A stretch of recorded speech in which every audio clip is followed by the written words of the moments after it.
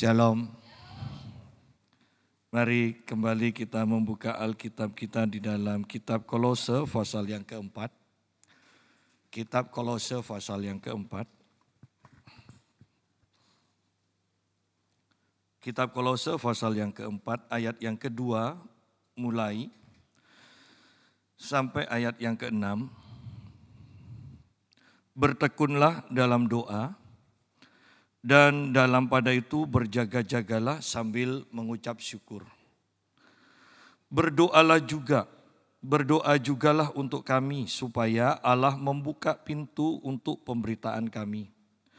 Sehingga kami dapat berbicara tentang rahasia Kristus, yang karenanya aku dipenjarakan. Dengan demikian aku dapat menyatakannya sebagaimana seharusnya. Hiduplah dengan penuh hikmat terhadap orang-orang luar, pergunakanlah waktu yang ada. Hendaklah kata-katamu senantiasa penuh kasih, jangan hambar, sehingga kamu tahu bagaimana kamu harus memberi jawab kepada setiap orang. Nah, kita akan menekankan kepada bertekun dalam doa di sini. Ayat yang kedua mengatakan bertekunlah dalam doa. Dan dalam pada itu berjaga-jagalah sambil mengucap syukur. Ya, bertekun dalam doa berarti berdoa terus-menerus. Sekalipun bosan terus berdoa. Itu bertekun, ya. Yang namanya atlet sekalipun, yang membedakan atlet itu akan jadi juara atau tidak, itu bukan talentanya, bukan karunianya, bukan bakatnya. Tetapi karena ketekunannya di dalam berlatih. Nah, di sini pun dikatakan bertekunlah dalam doa. Yang paling mudah adalah setiap pagi berdoa, ya kan? Paling mudah itu untuk kita artikan ini. Dan di akhir zaman seperti sekarang yang keadaan semakin sukar, bukankah seharusnya kita tidak boleh mengendorkan tentang doa ini? Justru sebaliknya kita harus bertambah bertekun. Ya. Saya akhir-akhir ini Tuhan bawa doa yang terus menerus. Saya mau tidur jam 9 pun pasti setengah 10 atau jam 10 itu bangun. Dan kemudian mulai berdoa. Mau tidur jam 12 pun setengah 1 itu pasti bangun. Dan saya mulai berdoa. Dan akhir-akhir ini saya berdoa sampai jam 3 pagi. Saya tidak tahu apa yang Tuhan akan kerjakan ke depannya. Tetapi saya percaya ada sesuatu yang Tuhan pasti kerjakan. Tadi sore saya di WA oleh seseorang dan dia katakan, saya dari kota ini Pak, saya akan bawa suami saya hari Selasa ke Pamekasan. Dari Tuban ke Pamekasan. Saya katakan, Anda ini siapa? Oh saya ini Pak dari gereja ini. Terus ada apa? Kelihatannya suami saya kena santet Pak. Saya mendengar kesaksian jadi saya mau bawa suami saya ke Bapak ke Pamekasan. Sidang jemaat, saya tidak tahu tahun ini Tuhan bawa saya bertemu dan mendoakan orang-orang yang kena santet. Dan sangat banyak, sangat banyak. Apakah itu usaha juga usaha makanan, depotnya disantet. Apakah itu toko juga tokonya disantet sehingga walaupun buka dikatakan tutup. Bahkan dokter pun juga sama, tempat praktiknya dikatakan tutup padahal buka. Sidang jemaat, lihat ini loh dunia kita sekarang. Sehingga betapa kita harus menyadari pentingnya untuk berdoa. Perkataan saya yang selalu saya ucapkan adalah begini. Bukan hanya hamba Tuhan yang butuhkan pengurapan kuasa sekarang. Bahkan pengusaha pun membutuhkan pengurapan kuasa Tuhan. Kalau tidak, ketika kita berhadapan dengan kuasa gelap, mau kita punya uang sebanyak apapun kalau sudah disantet dan kita tidak punya kuasa untuk menangkalnya, habis. Ya, habis. Iya kalau langsung mati. Ya, orang Indonesia kan gitu. Iya kalau langsung mati. Kalau masih berpenyakitan seperti yang saya doakan sampai kulitnya ngelupas, keluar darah, ya. Jadi banyak hal yang kita harus sadari penting untuk berdoa. Penting untuk menambah jam-jam doa. Penting untuk bertekun di dalam doa. Penting. Di sini dikatakan bertekunlah dalam doa. Dan dalam pada itu berjaga-jagalah. Kata berjaga-jaga berarti kita itu memiliki roh yang peka. Jangan hanya berdoa berdasarkan ini yang harus didoakan, ya. A, minta diberkati, B, minta disembuhkan, C, minta apa dan seterusnya.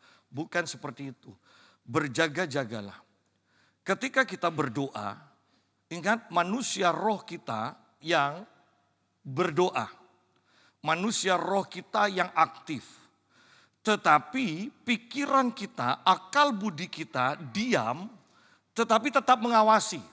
Artinya bahwa apa yang Roh Kudus sampaikan di alam roh kita, di roh kita, itu bisa kita tafsirkan, kita bisa mengerti artinya dengan pikiran kita. Bagaimana pikiran kita bisa menangkap dan selaras dengan gerakan roh kita atau bahkan dengan Roh Kudus. Ketika pikiran kita setiap waktu diselaraskan dengan merenungkan firman Tuhan. Kalau kita tidak terbiasa merenungkan firman Tuhan setiap hari, setiap waktu, Roh Kudus mau memberikan apapun pesannya kepada roh kita, manusia, jiwa kita, pikiran kita, tidak akan pernah bisa menafsirkannya. Ya. Apalagi seperti yang saya sampaikan, kalau kita pernah mengalami trauma, maka pada waktu kita mengalami trauma, roh dan jiwa kita itu sempat terpisah. Ya. Ketika ini terpisah, roh jahat masuk di tengah-tengahnya. Sehingga tidak aneh, banyak orang yang bersikap aneh ketika sudah mempunyai trauma, misalnya trauma pada ketinggian, ya kan? Misalnya orang yang perempuan diperkosa sama orang brewok, kemudian tiap lihat orang brewok, kemudian takut, ya kan? Itu trauma. Ya. Nah, orang yang mengalami trauma, ketika roh dan jiwanya ini terbuka sedikit, roh jahat masuk, sehingga ketika roh jahat masuk di sini, Anda bayangkan Tuhan berbicara lewat roh kita untuk disampaikan pada jiwa atau untuk ditafsirkan oleh jiwa. Sedangkan di tengah-tengah ada roh jahat. Sehingga kita tidak akan pernah bisa menangkap dengan jelas pesan Tuhan yang disampaikan di dalam roh kita dan harus dimengerti oleh jiwa kita. Ya. Nah, kembali kepada pembahasan kita, berjaga-jaga. Bagaimana kita berjaga-jaga? Yang pertama kita harus menselaraskan pikiran kita dengan firman Tuhan. Ketika kita menselaraskan pikiran kita dengan firman Tuhan, sering merenungkan firman Tuhan, maka pikiran kita bisa cepat menafsirkan apa yang terjadi di alam roh, apa yang Tuhan akan kerjakan, yang disampaikan di dalam alam roh kita. Kalau tidak, maka kata berjaga-jaga ini tidak akan bisa kita praktekkan. Ya, berjaga-jaga. Seperti ketika kita misalnya tidur, kemudian bangun, tiba-tiba bangun. Dan kita berpikir, ada apa ya ini ya? Tidak biasanya seperti ini. Kalau jiwa kita memang selaras dengan firman Tuhan, maka kita akan bisa mengerti ada sesuatu ini. yang Tuhan akan kerjakan. Ini bukan bangun biasa, ini bukan terbangun biasa. Ini beda dari biasanya. Ini Tuhan mau menyampaikan sesuatu pada saya. Dan kita mulai berdoa. Ini berjaga-jaga. Ya, ini berjaga-jaga. Nah, kan sama saja kan berjaga-jaga itu sebelum sesuatu terjadi, kita sudah siap. Ya. Misalnya mendung, kita sudah tahu ini bisa-bisa hujan. Kata berjaga-jaga diterapkan dengan cara kita menyiapkan payung takut hujan. Ya, itu berjaga-jaga namanya. Belum hujan payung sudah disiapkan, itu berjaga-jaga. Nah bayangkan Tuhan sudah berpesan berjaga-jaga, bertekun dalam doa dan berjaga-jaga. Ya. Artinya bahwa Tuhan sebenarnya tidak ingin merahasiakan sesuatu yang akan dia lakukan atau sesuatu yang akan terjadi di depan kita. Karena level yang Tuhan inginkan dengan kita adalah menjadi sahabat. Tetapi ingat tidak semua orang bisa menjadi sahabat Tuhan. Ya. Sahabat adalah orang yang bisa menyediakan waktu banyak untuk berhubungan dan saling mengenal. Ya. Itu sahabat. Banyak orang Kristen sekarang salah kaprah karena sudah jadi orang Kristen kemudian berpikir maka kita secara otomatis jadi sahabat Allah. Ya. Untuk jadi sahabat saling mengenal berapa banyak waktu kita pakai. Kalau kita tidak menyediakan waktu untuk mengenal Tuhan, bersekutu dengan Tuhan. Janganlah berpikir dengan mudahnya kita berpikir, oh saya sahabat Allah. Oh tidak. Bahkan ingat, sahabat. Selain menyediakan waktu untuk menjadi sahabat, mengenal sungguh-sungguh, yang namanya sahabat, pasti pernah atau bahkan sering, sebuah rahasia yang dimiliki si A, itu akan disampaikan khusus kepada sahabatnya. Tidak kepada semua orang. Ya. Nah, lihat bahwa ketika Tuhan akan memusnahkan Sodom dan Gomora. Tuhan berpikir, aku mau sampaikan apa enggak ya kepada sahabatku Abraham. Dan akhirnya disampaikan. Ingat loh, Lot ada di Sodom. Ya, Lot ada di Sodom. Dan Lot dikatakan orang benar. Orang benar. Iya kan? Tetapi lihat, yang berkepentingan untuk Sodom seharusnya kan Lot kan? Tetapi Tuhan tidak sampaikan kepada Lot. Kenapa? Karena Lot belum mencapai tingkatan sahabat dengan Allah. Justru Allah menyampaikan kepada Abraham. Karena Abraham adalah sahabat Allah. Paling mudah selalu saya katakan, kalau Anda baca tentang Abraham, hampir setiap perikopnya selalu dikatakan Abraham membangun mezbah. Berarti banyak waktu yang Tuhan sediakan untuk bersekutu dengan Allah. Nah bahkan sampai dalam level bayangkan Allah mau melakukan sesuatu, masih ditawar oleh Abraham. Ini kalau bukan sampai dalam tingkat sahabat, bagaimana mungkin manusia tawar-tawaran dengan Allah? Ya. Bukan hanya satu kali loh. Dari 50 ke 45, dari 45 ke 40, dari 40 ke 30, dari 30. Ini kalau Anda nawar di pasar seperti ini aja, itu yang jual pasti marah. Ya kan? Tetapi lihat, Allah begitu sabarnya ditawar sedemikian rupa. Ya. Kemudian orang yang mencapai tingkat sahabat lagi adalah Musa. Dan kita tahu dia 40 hari 40 malam sebanyak 2 kali dia sediakan waktu untuk Tuhan. Ya. Sehingga ketika Allah marah kepada tingkah laku bangsa Israel, dia mau memusnahkan bangsa Israel. Dia sampaikan kepada Musa, aku akan musnahkan mereka semua. Aku akan buat engkau menjadi besar. Tetapi Musa katakan, Tuhan, jangan seperti itu. Apa kata orang nanti? Engkau akan dikatakan Tuhan mampu mengeluarkan umatnya dari Mesir tetapi tidak mampu memelihara umatnya di padang gurun. Apa kata orang? Loh ini, lihat di sini, ini Musa, ini orang biasa. Tetapi bisa memberi nasihat kepada Tuhan. Kenapa? Karena Musa sampai pada level sahabat. Lucu kan kalau setiap orang Kristen sekarang diajar bahwa kita adalah sahabat Allah. Tetapi doa aja tidak sampai 1 jam setiap hari. Tidak jelas apa yang sudah dilakukan dalam ketaatannya kepada Tuhan. Tidak jelas. Dan ngaku-ngaku sahabat lagi. Oh sahabat tidak semudah itu. Sahabat menyediakan waktu yang banyak untuk mengadakan persekutuan. Sahabat itu bisa saling mempercayai. Sahabat itu akan membagikan rahasia apa yang akan dilakukannya. Bagaimana dengan kita?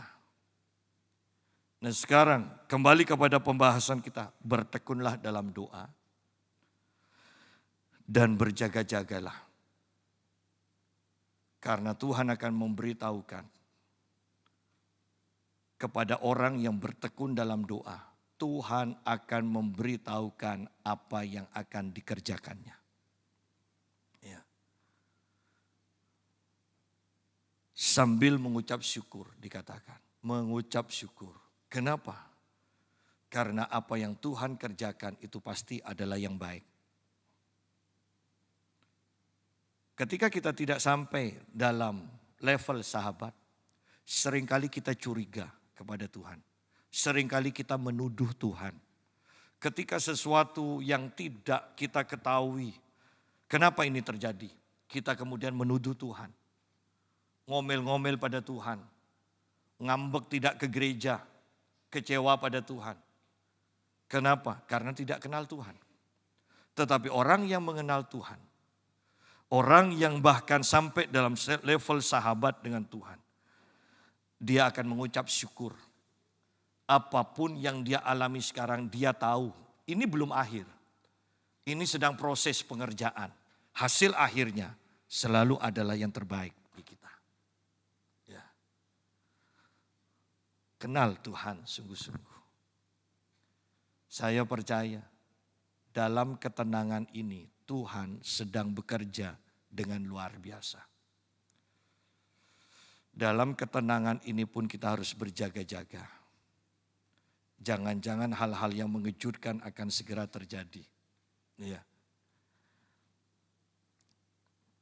Ayat yang ketiga, berdoa jugalah untuk kami, supaya Allah membuka pintu untuk pemberitaan kami. Bukankah ini luar biasa? Berdoa, ayat yang kedua, itu fokus untuk diri kita, untuk perkembangan manusia rohani kita. Tetapi setelah kuat,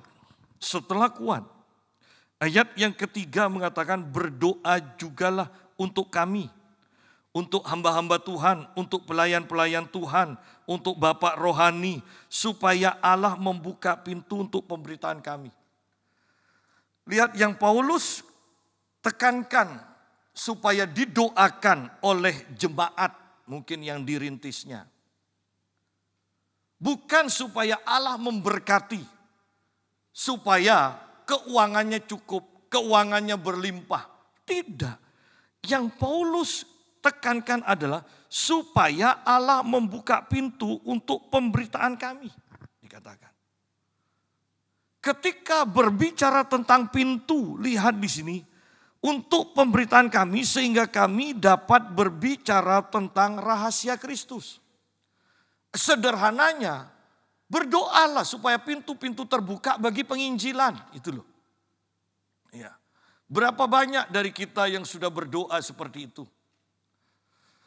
Jujur, kalau kita perhatikan, kebanyakan doa dari orang-orang Kristen sekarang, dengan doa-doa Rasul Paulus atau Rasul Petrus itu berbeda. Anda kalau lihat di dalam Kolose, di dalam Efesus, kalau Paulus berdoa selalu, aku berdoa supaya kalian memperoleh segala macam pengertian, pengenalan akan Tuhan, supaya mengalami kepenuhan Kristus, supaya mengenal dan memahami kasih itu. Lihat di sini bahwa Paulus tidak pernah berdoa supaya usaha dari jemaat yang dirintisnya mengalami peningkatan. Supaya dengan mengalami peningkatan maka pemberian dari umat Tuhan kepada gereja akan semakin bertambah-tambah. Tidak. Ya. Mau didoakan bagaimanapun kalau kita tidak mengenal Tuhan dengan benar. Kalau kita tidak mengasihi Tuhan dengan benar. Percuma kok. Kita mau kaya pun itu hanya untuk diri kita sendiri. Kita tidak tahu apa yang mau kita kerjakan. Ya. Dengan apa yang kita miliki. Jadi kita lihat di sini. Paulus mengatakan, berdoa jugalah untuk kami supaya Allah membuka pintu untuk pemberitaan kami. Kita lihat sebentar di dalam kitab 1 Korintus pasal yang ke-16 ayat yang ke-9. 1 Korintus 16 ayat yang ke-9. Sebab di sini banyak kesempatan bagiku untuk mengerjakan pekerjaan yang besar dan penting. Sekalipun ada banyak penentang. Ya. Terjemahan yang tepat itu mengatakan begini. Sebab di sini banyak pintu yang terbuka. Banyak pintu yang terbuka bagi pekerjaan besar dan penting. Pintu terbuka bagi pekerjaan besar apa sih? Bagi Paulus pekerjaan terbesar. Bagi Paulus pekerjaan terbesar adalah memenangkan jiwa. Bagi Paulus pekerjaan terbesar adalah memberitakan Injil dan memenangkan jiwa. Dan Paulus katakan pintu-pintu terbuka di sini. Ya, pintu-pintu terbuka. Ya. Anda lihat bahwa ketika berbicara pintu-pintu terbuka, Anda perhatikan bahwa itu akan mengarah kepada pekerjaan Tuhan. Secara khusus di sini pemberitaan Injil, memenangkan jiwa. Bukan soal uang terus. Ya. Anda lihat nubuatan menyambut tahun baru orang Yahudi tahun sekarang. Anda lihat, mau seminar, mau KKR, ya tentang yang tahun ini. Semuanya berbicara tentang peningkatan terobosan keuangan. Tadi saya baca juga luar biasa. KKR kesembuhan ilahi dan pelepasan resesi ekonomi. Loh. Yang pertama bagus kan? KKR kesembuhan ilahi dan kelepasannya bagus, lanjutannya jelek. Kelepasan resesi ekonomi. Loh, ini ayatnya mana? Ya, ayatnya mana? Kelepasan ya kelepasan dari kuasa roh jahat. Gitu kan. Tetapi lihat dasar sudah pikirannya, hatinya hanya cinta uang. Sehingga semua diartikan, diarahkan kepada uang. Ini loh. Itu kalau kita mau belajar mendengar suara Tuhan, jangan ada keinginan atau dengan tambahan keinginan yang terlalu kuat dari kita. Karena kalau tidak, Anda belajar firman Tuhan, semuanya akan dicocokkan untuk meneguhkan keinginan hati Anda. Demikian pula dalam mendengar suara Tuhan secara langsung. Kalau kita sudah punya keinginan yang kuat, ya, misalnya tengkar terus dengan istri, sudah enak sama istri, ya, itu dapat ayat atau dengar suara Tuhan, nanti pasti isinya Tuhan suruh cerai. Ya. Kenapa? Karena hatinya sudah punya keinginan seperti itu. Sehingga semuanya akan dibelokkan untuk menguatkan keinginan hatinya. Oleh karena itu, ketika kita sungguh-sungguh mencari Tuhan, kosongkan hati kita dari keinginan-keinginan duniawi itu. Ya. Nah, kembali pada pembahasan kita, berdoa jugalah untuk kami. Paulus membutuhkan doa dari jemaat. Berdoa jugalah untuk kami, supaya Allah membuka pintu untuk pemberitaan kami.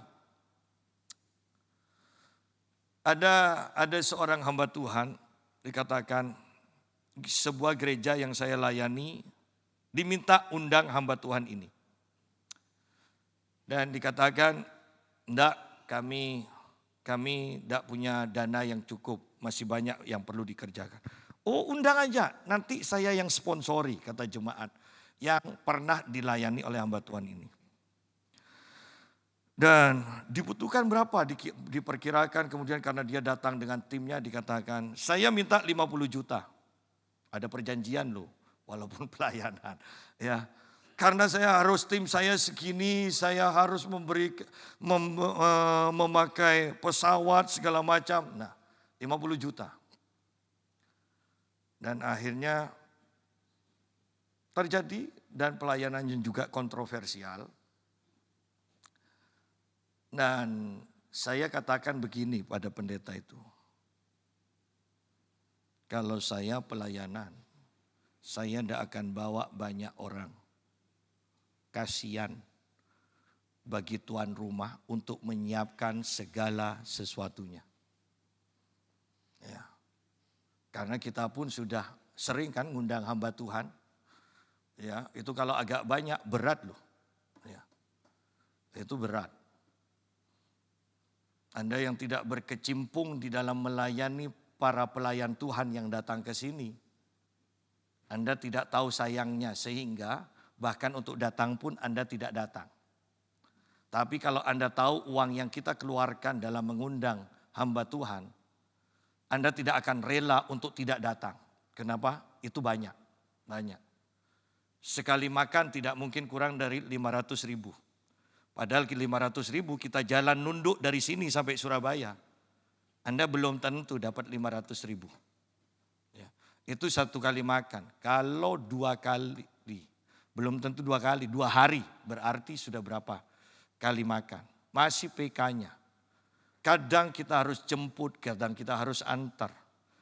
Berapa, hotelnya berapa.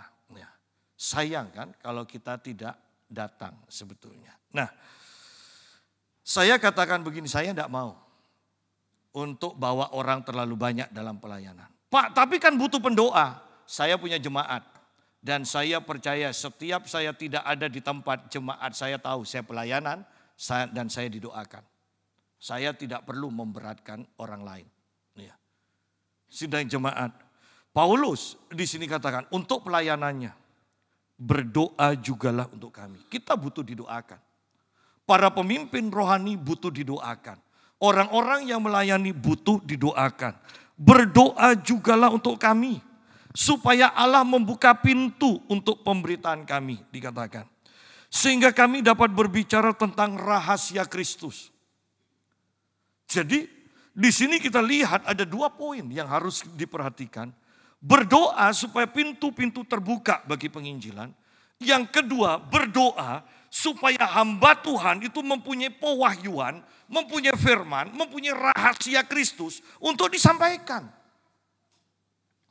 Karena selain rahasia Kristus, selain pewahyuan, tidak punya kuasa untuk mengubah orang yang mendengar. Tidak akan pernah punya kuasa. Sehingga Paulus perlu minta doa supaya Yesus menyatakan rahasianya kepadanya. Supaya rahasia yang dinyatakan ini akan disampaikan kepada orang yang siap untuk mendengar. Sidang jemaat. Rahasia Kristus. Itu yang akan mengubahkan orang. Ya. Bukan hanya sekedar firman yang kita pelajari di sekolah Alkitab. Yang pada akhirnya menurut si A, menurut si B, menurut si C. Itu tidak akan mengubah. Ya. Itu hanya sekedar pengetahuan. Tetapi kalau sudah rahasia Kristus, itu akan mengubah setiap yang mendengar. Sehingga Paulus katakan berdoalah. Supaya kami mendapatkan rahasia Kristus. Dan rahasia Kristus itu yang kami akan sampaikan. Ya. Nah, tentang doa, Paulus mempunyai sahabat, mempunyai juga pengikut yang sangat terkenal sebagai pendoa. Ayat yang ke-12 dikatakan begini. Salam dari Epafras. Ya. Kepada kamu, ia seorang dari antaramu, hamba Kristus Yesus, yang selalu bergumul dalam doanya untuk kamu. Sidang jemaat, dikatakan bahwa Epafras itu seorang pendoa dan dia itu selalu bergumul dalam doanya bukan untuk dirinya sendiri, tetapi untuk jemaat, untuk orang lain. Nah, sekarang banyak orang, kalau di Surabaya itu banyak pendoa, banyak persekutuan doa, banyak juga orang yang diangkat dan juga mengaku sebagai pendoa. Tetapi sebenarnya pendoa itu, dia adalah orang yang sudah menyelesaikan pergumulan pribadinya. Dan sekarang fokus untuk bergumul mendoakan orang lain, mendoakan bangsa. Masalahnya sudah selesai, masalah pribadinya. Dan dia sekarang fokus untuk mendoakan, itu baru pendoa.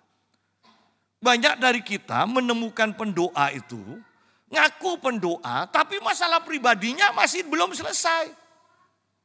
Masih penuh pergumulan. Ya. Masih penuh pergumulan. Sama dengan kalau di GPPS itu kami berbicara dengan sesama hamba Tuhan.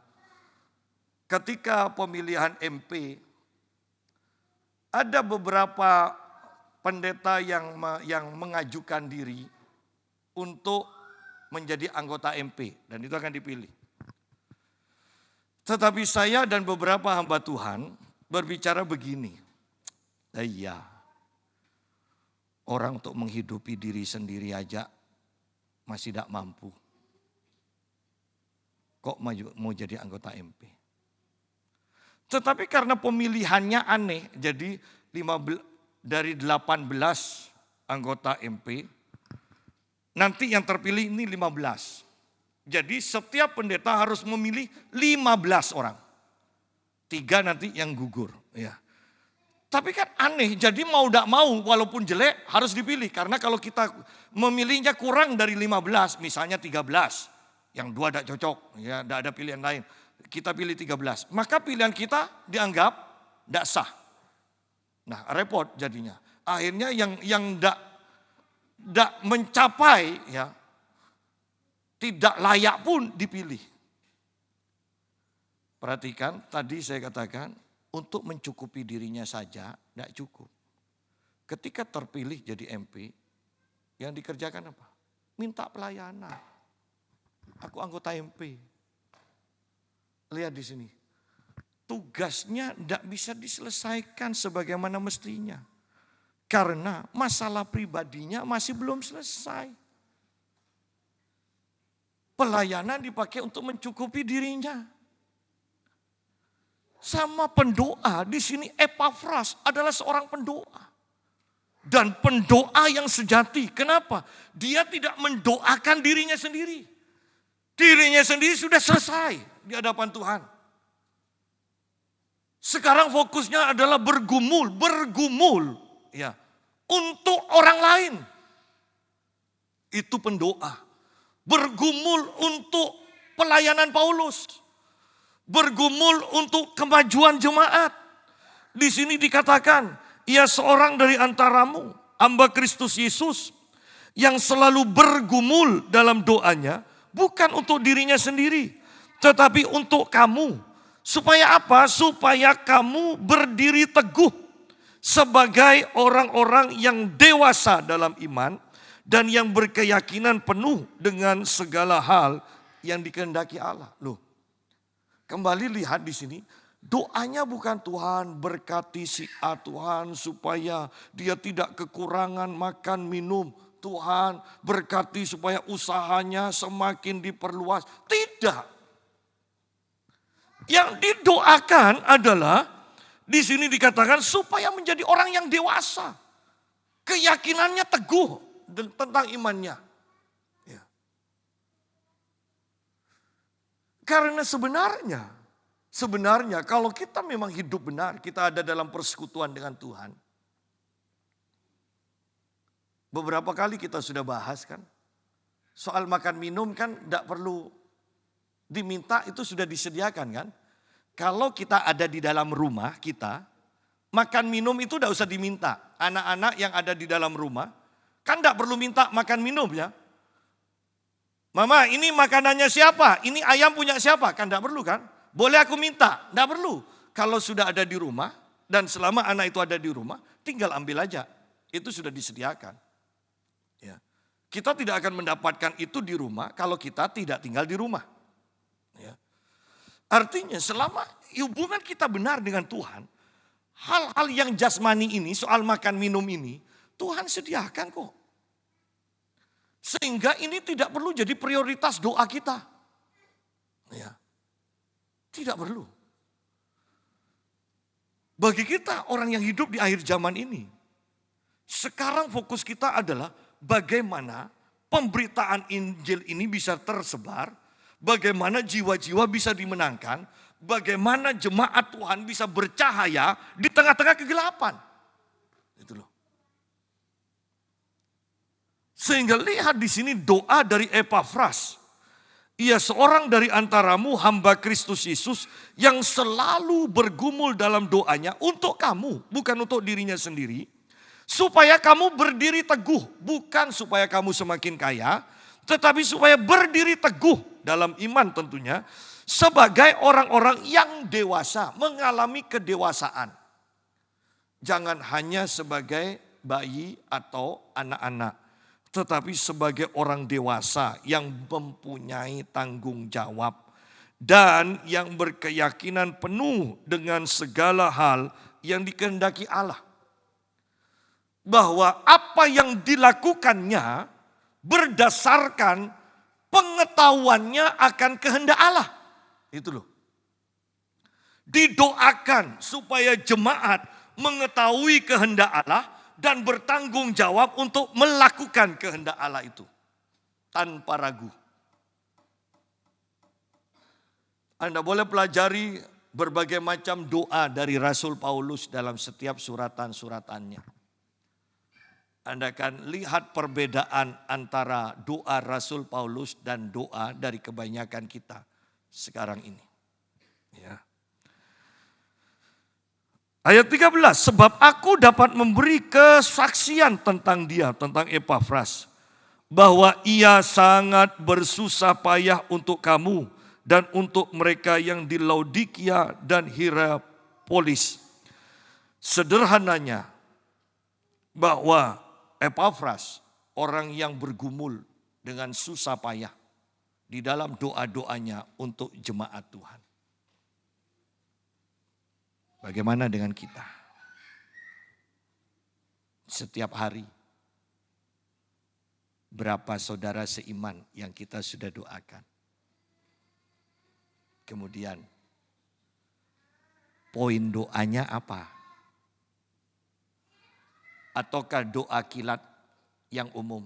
Berkati si A, berkati si B, berkati si C Tuhan, dalam nama Tuhan Yesus, amin. Ataukah kita berdoa, doa-doa yang sesuai dengan firman Tuhan. Kembali kepada ayat yang ke-3. Berdoa jugalah untuk kami supaya Allah membuka pintu untuk pemberitaan kami. Sehingga kami dapat berbicara tentang rahasia Kristus yang karenanya aku dipenjarakan.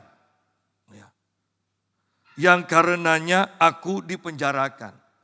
Paulus ini bukankah sangat luar biasa? Sudah pernah dipenjarakan, tetapi dia minta bantuan doa supaya dia itu bisa memberitakan Injil. Dan tidak pernah menyinggung lagi, doakan juga ya supaya aku jangan dipenjarakan lagi. Enggak, itu tidak masuk dalam poin dari doa yang diminta oleh Paulus. Ya. Sehingga di dalam Filipi, bukankah Paulus juga mengatakan, tidak pedulilah orang maksud apa dalam memberitakan Injil, yang penting Injil Kristus itu diberitakan. Sudah, yang penting orang kenal Tuhan. Masalah nanti orang itu menyampaikan dengan sikap hati yang salah, Tuhan nanti yang akan mengadili, yang menghakimi. Tetapi sekarang yang terpenting adalah orang-orang diselamatkan dulu. Ya. Orang-orang mengenal Tuhan melalui pemberitaan Injil. Nah, bagi Paulus juga di sini kita lihat bahwa tidak penting dia dipenjara atau mau dipenjarakan lagi. Itu tidak perlu dibawa dalam doa bagi Paulus. Yang terpenting itu pintu-pintu disiapkan terbuka ketika dia datang untuk memberitakan Injil. Sekalipun setelah dia memberitakan Injil dipenjarakan lagi, tidak masalah. Yang penting dia sudah menemukan pintu terbuka untuk beritakan Injil dan jiwa-jiwa diselamatkan. Itu saja. Ya. Dan ini hamba Tuhan yang sangat luar biasa. Kiranya Tuhan akan membangkitkan hamba-hamba Tuhan yang seperti Paulus ini kembali di akhir zaman ini. Ayat yang kelima, hiduplah dengan penuh hikmat terhadap orang-orang luar. Pergunakanlah waktu yang ada. Bahwa Paulus mengingatkan, ingat pakai hikmat ketika kita berhubungan dengan orang-orang di luar. Dan yang dimaksud pakai hikmat, Anda harus bisa mengarahkan semuanya untuk pada akhirnya dibawa kepada pembicaraan tentang Kristus dan menerima Kristus. Anda harus bisa berbicara untuk menyaksikan Kristus dan perbuatannya. Kita harus bisa memutarkan pembicaraan ini sampai orang itu tertarik pada Kristus dan menerima Kristus. Ya. Sidang jemaat, ini akhir zaman. Saya tanpa bosan mau mengingatkan kita.